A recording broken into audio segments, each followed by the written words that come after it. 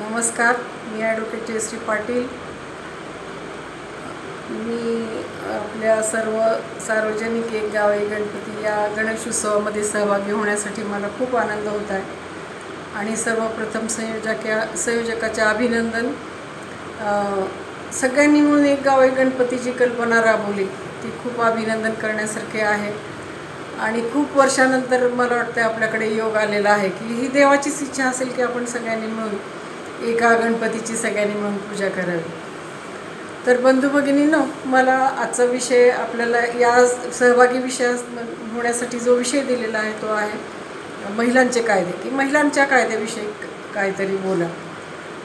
तर मला असं वाटतं की कायद्याचा विषय एवढा मोठा आहे की हा असा अर्ध्या तासात एक तासात हा संपणारा विषय नाही. तर हा खूप गहन, म्हणजे मी तर असं म्हणेन की समुद्रा इतका हा खोल विषय आहे की 4000 पेक्षा जास्त कायदे आपल्या देशामध्ये आहेत. आणि महिलांचे कायदे, पुरुषांचे कायदे असे वर्गीकरण पण अवघड आहे. कसं आहे की कारण आपण इतके एका समाजाचा भाग आहोत. आपण एका कुटुंबामध्ये, समजा एका कुटुंबात आहे, तिथं मग आई वडील आहेत, मुलगी आहे, पत्नी आहे, बहीण आहे, तुम्ही सगळे भाऊ आहे, तर सगळे इतके एकमेकांशी जोडलेले आहात की तुम्हाला कायद्याचं ज्ञान जे आहे की ते सगळ्यांना एकत्र मिळूनच हे येतं. परंतु होतं कारण आपल्याकडे काही गोष्टी अशा आहेत की त्या वेगळ्या पद्धतीने समजावून सांगाव्या लागतात. आणि मी आपण असं करूया की पहिल्यांदा ते कायद्याचे आपण भाग पाडून घेऊ की हे महिलांचे कायदे म्हणण्यापेक्षा महिलांसाठी अधिकाराचं रक्षण करण्यासाठी जे काही गोष्टी आहेत, ज्या काही नियम आहेत, त्या महिलांचे कायदे आपण असं म्हणूया महिलांना. की आता मी असं म्हणेन की इतके कायदे आहेत. समजा तिच्या आईच्या गर्भात असतानापासून तिच्या मृत्यूपर्यंतचे एवढे मोठे कायदे आपल्याकडे महिलांच्यासाठी अस्तित्वात आहेत. आता ते सगळ्यांना माहिती आहेत किंवा त्याचं म्हणजे सगळेजण कोणी त्याचा फायदा घेत असतील असं नाही, परंतु वेळ आली की सगळ्यांना त्या मार्गाला जावं लागतं. काही गोष्टी अपरिहार्य असतात, काही घडतात अशा, आणि त्याच्यामुळं हे कायदे सरकारने वेळोवेळी ज्या काही समाजामध्ये घटना घडायच्या की ज्या महिलांचे अत्याचार असतील किंवा मुलीचा गर्भ ओळखून त्याचे गर्भलिंग निदान करून तिचं मुलीचं ॲबॉर्शन करण्यात असेल, म्हणजे एक नाही की ह्याचे इफेक्ट्स समाजावर होत राहतात. मुलींची संख्या कमी झाली तर समाजावर इफेक्ट होतो. समाजामध्ये कुटुंब संस्था किंवा पत्नी किंवा आईवर अत्याचार झाले तर तिचे मुलं चांगले नागरिक बनू शकत नाहीत. म्हणजे असा हा एक अपरिहार्य भाग आहे. आणि त्याच्यामुळे हे कायदे जे केलेले आहेत की मी असं म्हणेन की तिच्या जन्मापासून मृत्यूपर्यंतचे कायदे, तिचे अधिकार एवढे सुरक्षित आहेत. तर तिला ते गर्भामध्ये मुलीचा गर्भलिंग निदान केलं तर त्याच्यासाठी शिक्षा आहे, शिक्षणाचा अधिकार आहे, बालविवाह कायदा आहे, मॅरेज ॲक्ट आहे, लग्नाचा कायदा आहे, त्याच्यानंतर पोटगीचा कायदा आहे, 498 महिला अत्याचारासंबंधी कायदा आहे, कौटुंबिक हिंसाचाराचा कायदा आहे, तिचे प्रॉपर्टीचे अधिकार आहेत, की असे खूप काही अधिकार म्हणजे आहेत. तर मला वाटतं त्याच्यापैकी मी आज 1-2 भागावरतीच मी हे करेन. की परवा एक सुप्रीम कोर्टाचं जजमेंट आलं, म्हणजे सुप्रीम कोर्टाचा एक निकाल आला 11 ऑगस्ट 2020ला.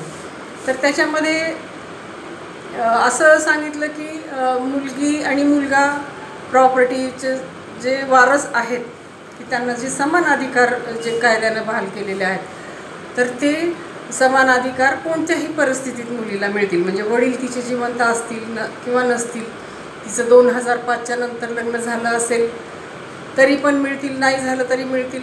आणि हे जे जजमेंट आहे म्हणजे खूप चर्चा झाली त्या निकालाच्या निमित्तानं, आणि म्हणून मी हा विषय आज मांडते की हा जो कायदा आहे भगिनींनो, की हा कायदा 1994ला महाराष्ट्र सरकारने पास केला की बाय बर्थ, म्हणजे की जन्मतःच मुलीला वारसा हक्क प्राप्त या कायद्यामुळे झाला. की वारसा हक्क, तुम्ही असं म्हणाल वारसा हक्क म्हणजे काय? आता वारसा हक्क म्हणजे आता जनरली सगळ्यांचं आता आपल्याकडेही घडतं की वडील वारले तर त्याचे प्रॉपर्टी जी आहे, त्याची जी जमीन आहे ती त्याच्या मुलांना मिळते, ते मुलं वारल्यानंतर त्याची जमीन पुन्हा त्याच्या पुढच्या मुलांना मिळते.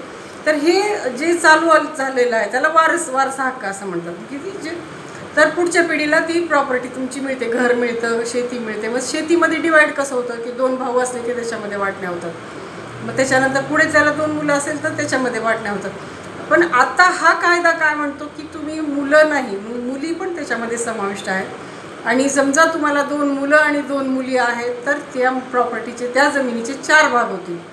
1994 नंतर ज्या पूर्वी जे लग्न झाले त्यांना नाही, पण 1994 नंतरच्या जे लग्न झालेल्या मुली आहेत त्यांना भावाच्या बरोबरीनं वडिलांची प्रॉपर्टी ही मिळते या कायद्यानुसार.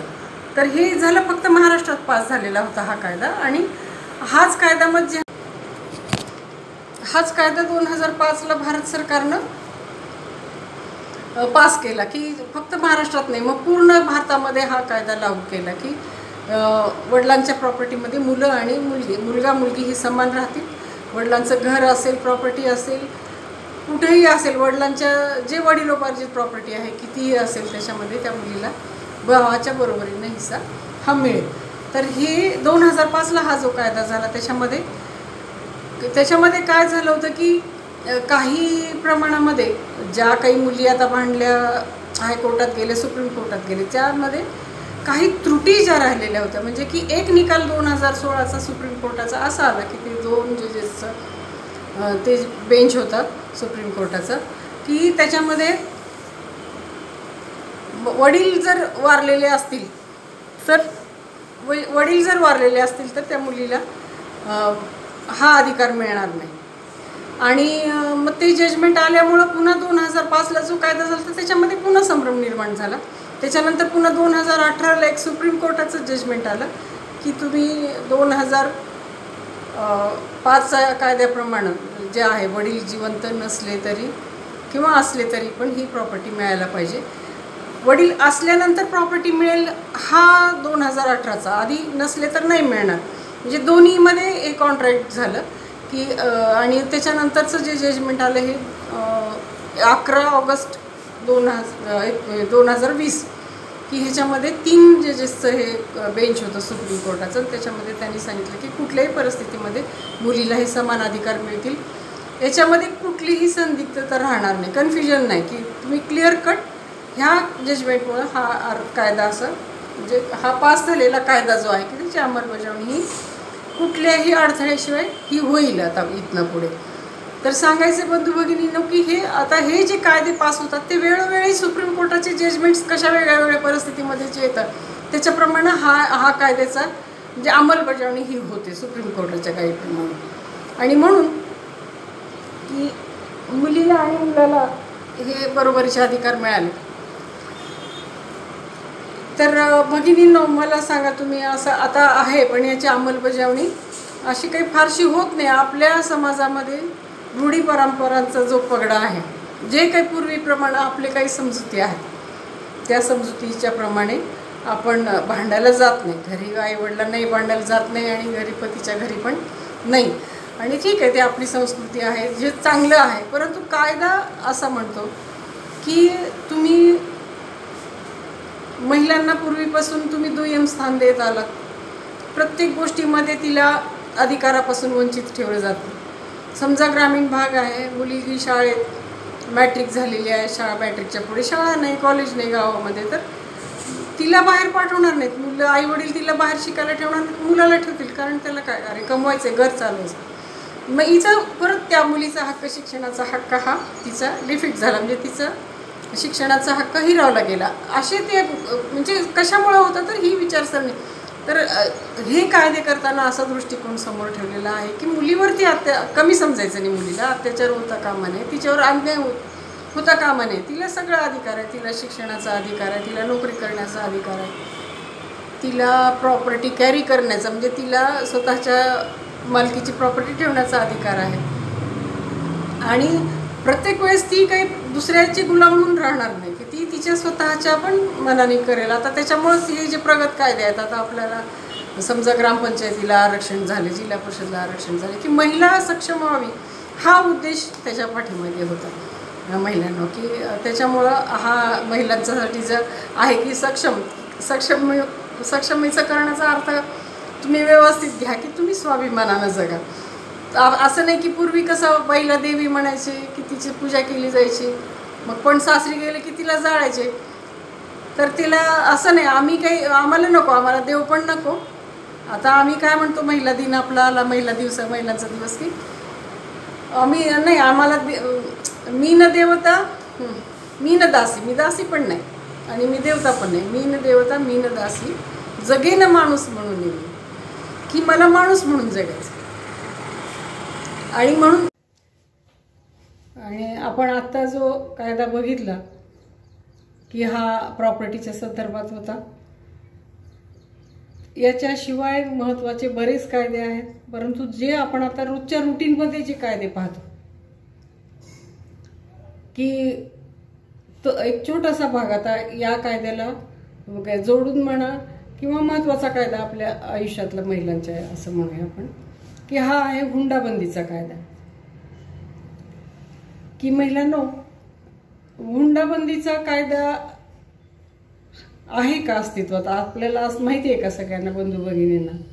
आपण हसू येईल आपल्याला की नाही, अरे नाही, आपल्याला नाहीच आहे किंवा कायदा आपण कधी त्या हुंडाबंदीच्या कायद्याचा विचारच करत नाही. कारण आपल्याकडे ज्या काही पद्धती पूर्वीपासून चालत आलेल्या आहेत, ज्या काही रूढी परंपरा आहेत, आपण त्याच्याप्रमाणे जातो की कशाला जायचं त्या कायद्यामध्ये. परंतु त्याच्यामध्ये हे कायदे का निर्माण झालेले आहेत, तर त्याच्यामधनं काही वाईट गोष्टी पण घडलेल्या आहेत. आणि अशा केसेस, हजारोनी केसेस पेंडिंग आहेत, कोर्टामध्ये सुद्धा चालू आहेत. काही मुलींनी आत्महत्या केलेल्या आहेत काही कारणामुळे वगैरे. आणि म्हणून त्याच्यासाठी हे तिला कुठंतरी प्रोटेक्शन पाहिजे तिच्या वैवाहिक जीवनामध्ये. आणि म्हणून हा हुंडाबंदीचा कायदा हा झालेला आहे. की अगदी हुंडा म्हणजे आपण असं म्हणू की हा 2 अक्षरी राक्षस, की किती आपण या हुंड्याला संपवायचं म्हणलं, किती नष्ट करायचं म्हणलं तरी हे आपल्या समाजामधनं होत नाही. कोणत्या ना कोणत्या स्वरूपात हे देतातच. तर हा काय आहे हा हुंडाबंदीचा कायदा, आणि हा कधी सुरू झाला? तर हा कायदा आहे 1961 ला हा कायदा पास झाला. की जेव्हा सरकारच्या लक्षात आलं की या हुंडा पद्धतीमुळे खूप मुलींचे मृत्यू घडतात, खूप मुलींना जाच जुलूम होतो, अत्याचार होतो, की जी 4 भिंतीमधला हा छळ म्हणतात आपण, असं की मानसिक छळ होतो, शारीरिक छळ होतो की. आणि त्याच्यामधनं ज्या काही केसेस समोर यायला लागल्या की त्याच्यामध्ये मग ही हुंडाबंदीचा कायदा करावा अशी ही मागणी समोर आली आणि हा कायदा पास झाला. तरी पण 1961 नंतर कायदा पास होऊन सुद्धा काहीही घडत नव्हतं कोणी. कारण इतक्या आपल्या समाजमानामध्ये ही रूढी परंपरा एवढी भिनलेली आहे की कोणी केसेस फाईल केलेल्या नाहीत आजपर्यंत. नंतर मग 1984 ला त्याच्यामध्ये सुधारणा झाल्या, 86 ला नियमावली पास झाली. की तर काय आहे हा कायदा? की हुंडा देणे आणि घेणे हे दोन्ही गुन्हा मानलं गेलं. हुंडा देणारा आणि घेणारा हे 2 जण गुन्हेगार मानले गेले. आणि याच्यामध्ये कोणत्याही स्वरूपात, मग हुंडा जो आहे की तो कोणत्याही स्वरूपामध्ये, पैशाच्या स्वरूपात असेल, सोन्याच्या स्वरूपात असेल, प्रॉपर्टीच्या स्वरूपात असेल, घराच्या स्वरूपात असेल, तर हे कोणत्याही स्वरूपात हा वधू पक्षाकडून वर पक्षाला दिलेलं जे काही आहे मौल्यवान वस्तू असतील की ते हुंडा मानलं जातं. ह्या हुंड्यासाठी मागणी करणाऱ्याला शिक्षा आहे. त्याच्यानंतर याच्यामध्ये आपण ह्या हुंड्यामध्ये आपण करार करू शकत नाही. आणि की हा जिथं प्रेशर घालू शकत नाही, दडपण घालून म्हणजे कायद्यानं नाही. आणि समजा जर त्या माणसाने वरपक्षाच्या माणसाने जर दडपण घालून जर काही घेतलं वधू पक्षाकडून आणि ते सिद्ध झालं तर त्याला 5 वर्षाची शिक्षा. 5 वर्षाची शिक्षा आहे, 50,000चा दंड आहे. ॲग्रीमेंट केले तरी पण त्याला 2 वर्षाची शिक्षा, 15,000चा दंड आहे. म्हणजे की ज्या काही गोष्टी आहेत हुंडा या संकल्पनेभोवताली ज्या काही घडणाऱ्या गोष्टी आहेत लग्नामध्ये ज्या, तर त्याच्यामध्ये हे 10 सेक्शनचा 10 कलमाचा हा कायदा पास केलेला आहे. आणि त्याच्यामध्ये तुम्ही ज्युडिशियल मॅजिस्ट्रेट फर्स्ट क्लासमध्ये ही केस चालते. ही कॉग्निझेबल आहे, म्हणजे हा दखलपात्र गुन्हा आहे, नॉन बेलेबल आहे, म्हणजे त्याच्यामध्ये जमानत होत नाही, तुम्हाला जमानत करून घ्यावी लागते. आणि मॅजिस्ट्रेटकडनं चालून गुन्हा जर सिद्ध झाला तर त्याला 5 वर्षाची शिक्षा आहे. की मग हा एवढा कडक हा हुंडाबंदीचा कायदा आहे. परंतु या हुंडाबंदीच्या कायद्याचा आपल्याकडे काहीही उपयोग नाही. कारण काही प्रथा आहेत. आता आपण असं म्हणूया की काही पूर्वीच्या काळामध्ये होत्या म्हणे, पूर्वी की गाई द्यायची मुलींच्या बरोबर, की मुलगी द्यायचा ती फार म्हणजे फार पूर्वीची कल्पना होती. त्याच्यानंतर काही खुशीनं द्यायचे काही गोष्टी, आणि अजूनही खुशीनं देऊ शकतात. परंतु ही प्रथा ही कशी म्हणजे वरचेवर कसं याचा प्रस्ताव वाढत गेलं की ह्याच्यामध्ये मग प्रतिष्ठा आली. कुणाच्या तरी अमक्यानं इतके पैसे घेतले, मग तो खूप श्रीमंत झाला, मग परत त्या दुसऱ्याला ईर्ष्या होऊन म्हणजे की ही खूप प्रथा वाढत गेली. की रुखवत घ्यायचं, मग ते मांडून ठेवायचं सगळ्या मंडपामध्ये लग्नाच्या. खूप मोठे लग्न करायचे, खूप मोठे आलिशान लग्न करायचे, त्या लग्नाचा खर्च मग मुलीच्या वडिलांनी करायचा. मग त्याच्यामध्ये स्पर्धाने म्हणजे की इतकं मुलीच्या आई वडिलांवरती एवढं दडपण ह्या प्रथेचं यायला लागलं आणि आहे अजूनही. की त्याच्यामध्ये आपले शेतकरी बांधव जे आहेत की सर्व अल्पभूधारक आहेत, छोटे शेतकरी आहेत, की कोणीतरी अमुक एक नोकरदार आहे आणि त्याने एवढं खर्च केले, मग त्या शेतकरी बांधवाने कुठून करायचं खर्च? पण नाही, मग त्यांनी एवढा मग साखरपुड्याचा कार्यक्रम एवढा मोठा केला, मग तू पण करायला पाहिजे. म्हणजे की हे अलिखित बंधन त्या माणसांच्यावरती समाजामध्ये हे निर्माण होते. त्याच्यासाठी आपण ही खूप प्रथा खरं तर संपवायला पाहिजे. म्हणजे कोणत्या ना कोणत्या स्वरूपात तुम्ही आई खुशीनं देतात आई वडील, परंतु त्याला बंधन नको किंवा वरपक्षाकडची मागणी नको आणि त्यांची अपेक्षा पण नको. कशाला अपेक्षा करायची? तर बंधू भगिनींनो, याच्यामध्ये हा कायदा हुंडाबंदीचा जो आहे तो असा आहे. आणि त्याच्यानंतर जर हुंडाबंदी जर काही पुढे काही घटना घडतात, कशा की समजा लग्नामध्ये काही रक्कम ठरवली जाते, ती अलिखित असते की तुम्ही आम्ही सगळेच जाणतो का, त्याच्यामध्ये काही आपण शंका बाळगायचं काही कारण नाही. की आता काही पैसे राहिलेत, आई वडिलांनी दिले लग्नामध्ये 25,000 दिले, राहिलेत 25,000 अजून, मग मागणी सुरू झाली, त्या मुलीला छळ झाला. किंवा लग्नामध्ये बऱ्याच जणांना असं असतं की गिफ्ट पाहिजे असतं, म्हणजे की टीव्ही आहे तर मुलीच्या माहेरून पाहिजे, फ्रीज आहे मुलीच्या माहेरून आणायला पाहिजे, मग काय नवरदेवाला बुलेट गाडी द्यायला पाहिजे. मग ही जी आहे ती इल्लीगल, म्हणजे की ही मागणी ही अपेक्षा ठेवणं हा कायद्यानं गुन्हा मानला गेला. आणि हे आपण कधीच लक्षात घेत नाही, म्हणजे मागणारे नाही किंवा देणारे सुद्धा घेत नाहीत. तर बंधू भगिनींनो, की हे जे आहे की याच्यामध्ये मग तो 498चा कायदा आहे, 498 जे आहे ते म्हणजे की अमेंडमेंट कडून म्हणजे कायद्यामध्ये सुधारणा करून झालेल्या, त्याच्यामध्ये 3 वर्षाची शिक्षा आहे. की लग्नानंतर तिला जर छळ झाला आणि मागणी झाली अशी की आण तू माहेरून वगैरे, मग मानसिक छळ झाला, शारीरिक छळ झाला, त्याच्यामधनं किती पण तरतूद आहे. त्याच्यामध्ये पण बऱ्यापैकी म्हणजे गुन्हा दाखल होतो, जेल म्हणजे त्याला बरेच घरच्या लोकांना कोर्टाच्या तारखा किंवा जेल होते.